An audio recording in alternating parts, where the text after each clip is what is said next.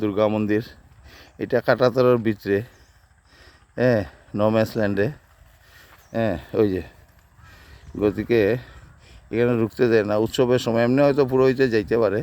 প্রত্যেক বছর দুর্গাপূজার সময় এখানে মানুষের দল এত ভিড় থাকে, 4 দিন পূজাত, হ্যাঁ, এত ভিড় থাকে আর এত জাগ্রত মন্দির এটা।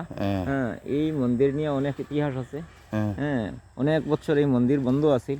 একদিন বলে এক বিএসএফ এ রাত্রেবেলা জঙ্গলে ডাকি লিছিল মন্দিরটা, দেখছে হ্যাঁ যে এই মন্দিরের মাঝে হ্যাঁ সে একজনে ধূপ ধুনা জ্বালাইতেছে, হ্যাঁ দেখিয়া তাই ডরাইয়া, হ্যাঁ, গ্রামবাসীরা কইছেন। এরপরে এই মন্দিরটা পরিষ্কার করিয়া ও বিএসএফ আজ থেকে 15-16 বছর আগে এখানে পূজা শুরু করছি।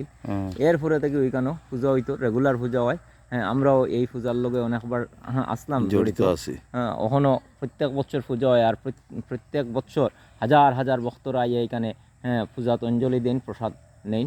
হ্যাঁ, এখানে হ্যাঁ এই মন্দিরটা খুব জাগ্রত বলিয়া হ্যাঁ কথিত আছে মানুষের হ্যাঁ বিশ্বাস, এবং সেই বিশ্বাসের লাগি মানুষ এখানে আয় প্রত্যেক বছর। হ্যাঁ, জয় মা দুর্গা, জয় মা দুর্গা, দুর্গতি নাশিনী। আমি আপনার কাটাতারের বাইরে থেকে দেখাই, এর ভিতরে যাওয়ার তো অনুমতি নাই। যদি উৎসবে কোনো দিন আইতাম পারি, মা দুর্গায় যদি আনইন, তাইলে আসা আপনার মন্দিরটা একটু ভিতর থেকে দেখাইমু।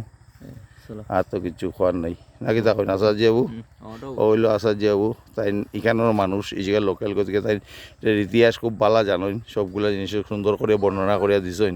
গতিকে তাদের অশেষ ধন্যবাদ। আর লগে দর্শক মণ্ডলী আপনারও অশেষ ধন্যবাদ।